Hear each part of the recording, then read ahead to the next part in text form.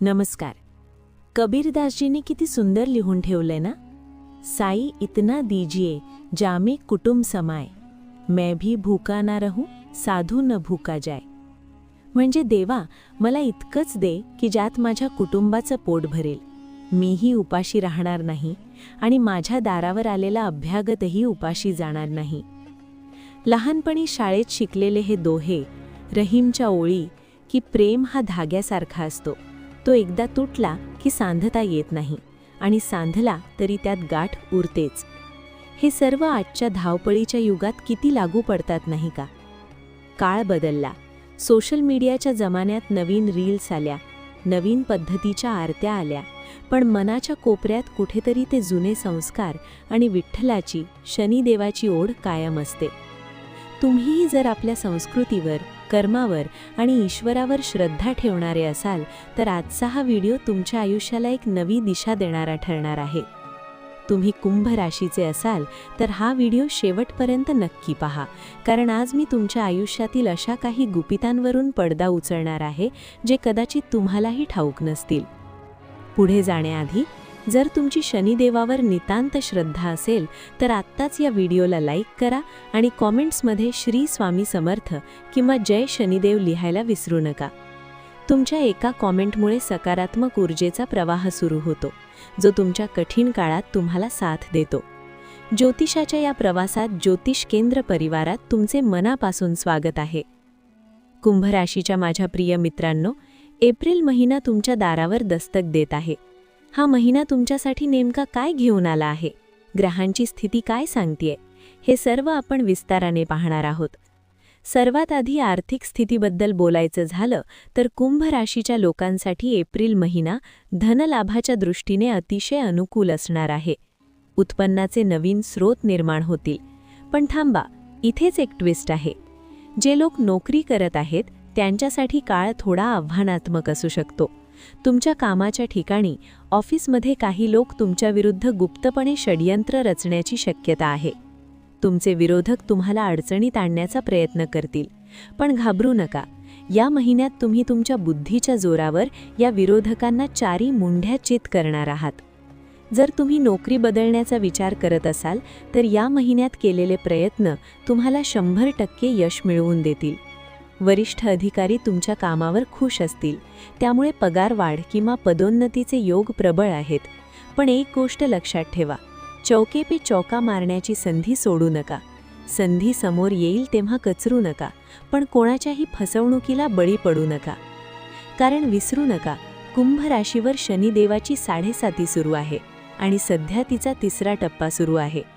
ज्योतिषात असं मानलं जातं की 7.5चा 3रा टप्पा हा मानसिकरित्या थोडा त्रासदायक असू शकतो. पण याच काळात शनिदेव तुमची परीक्षा घेऊन तुम्हाला सोन्यासारखा लखलखीत बनवत असतात.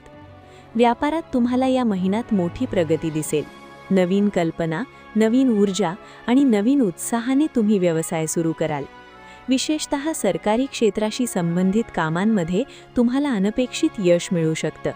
कदाचित तुम्ही एखादी जमीन खरेदी करण्याचे किंवा जुनी मालमत्ता विकून मोठा नफा कमावण्याचे स्वप्न पाहत असाल तर हा महिना ते स्वप्न पूर्ण करणारा ठरेल. तुमची आर्थिक स्थिती इतकी मजबूत होऊ शकते की तुम्ही नवीन घर किंवा नवीन गाडी घेण्याचे नियोजन करू शकाल. जुनं देणं किंवा कर्ज फेडण्यातही तुम्हाला यश येईल. फक्त एकच काळजी घ्या, शेअर मार्केटमध्ये गुंतवणूक करताना घाई करू नका. दीर्घकालीन गुंतवणुकीसाठी हा काळ चांगला आहे, पण झटपट पैशाच्या मागे लागून शॉर्ट टर्ममध्ये पैसे गमावू नका. मित्रांनो, आयुष्यात पैसा तर येतो आणि जातो, पण आरोग्य हीच खरी संपत्ती आहे. आरोग्याच्या बाबतीत हा महिना थोडा चढ-उताराचा राहू शकतो. हातापायाला किरकोळ दुखापत होणे, पोटातील जळजळ किंवा पित्ताचा त्रास होणे अशा समस्या जाणवू शकतात. सर्वात महत्त्वाचे म्हणजे तुमच्या स्वभावात चिडचिडेपणा किंवा राग वाढू शकतो. या रागावर ताबा मिळवणं गरजेचं आहे, नाहीतर बनलेलं काम बिघडू शकतं. खाण्यापिण्याच्या सवयी सुधारा. जर तब्येत जास्त बिघडली तर घरगुती उपायांपेक्षा तज्ज्ञ डॉक्टरांचा सल्ला अवश्य घ्या. व्हिडिओच्या या टप्प्यावर तुम्हाला काही महत्त्वाचं सांगायचंय. तुमच्या आयुष्यात एक अचानक मोठा बदल होणार आहे, जो तुमच्या कुटुंबाशी संबंधित असेल. हा बदल काय आहे हे जाणून घेण्यासाठी व्हिडिओ शेवटपर्यंत पाहत रहा. पण त्याआधी जर तुम्हाला ही माहिती उपयोगी वाटत असेल तर ज्योतिष केंद्र चॅनलला सबस्क्राईब करा आणि बेल आयकॉन नक्की दाबा, जेणेकरून भविष्यातील महत्त्वाचे संकेत तुमच्याकडून मिस होणार नाहीत. तुमची साथ हीच आमची ताकद आहे. आता वळूया तुमच्या वैयक्तिक आयुष्याकडे, म्हणजेच प्रेम संबंध आणि कौटुंबिक जीवनाकडे. प्रेमाच्या नात्यात महिन्याच्या सुरुवातीला थोडे अडथळे येऊ शकतात. तुमच्यात आणि तुमच्या जोडीदारात अहंकार किंवा इगो आडवा येऊ शकतो. तो पती-पत्नीचा संबंध असो किंवा प्रियसी प्रेमिकाराच्या, एकमेकांचा आदर करायला शिका. रागाच्या भरात घेतलेला निर्णय नात्यात कायमची दरी निर्माण करू शकतो. मुलांच्या भविष्याची किंवा त्यांच्या वागणुकीची थोडी चिंता वाटू शकते, पण संयमाने घेतल्यास सर्व काही ठीक होईल. घरात मालमत्तेच्या वाटपावरून काही चर्चा होऊ शकतात. घरातील ज्येष्ठ व्यक्तींच्या प्रकृतीची काळजी घ्या, त्यांना या महिन्यात तुमच्या आधाराची नितांत गरज असणार आहे. कुंभ राशीच्या जातकांनो, हे सर्व अडथळे दूर करण्यासाठी आणि शनिदेवाची कृपा मिळवण्यासाठी काही अत्यंत प्रभावी आणि सोपे उपाय मी तुम्हाला सांगणार आहे. हे उपाय श्रद्धेने केलेत तर तुमच्या आयुष्यातील अडथळे दूर व्हायला वेळ लागणार नाही. दर शनिवारी राजा दशरथ कृत नील शनी स्तोत्राचा पाठ नक्की करा. शनिवारी सायंकाळी शमीच्या झाडापाशी तेलाचा दिवा लावून प्रार्थना करा.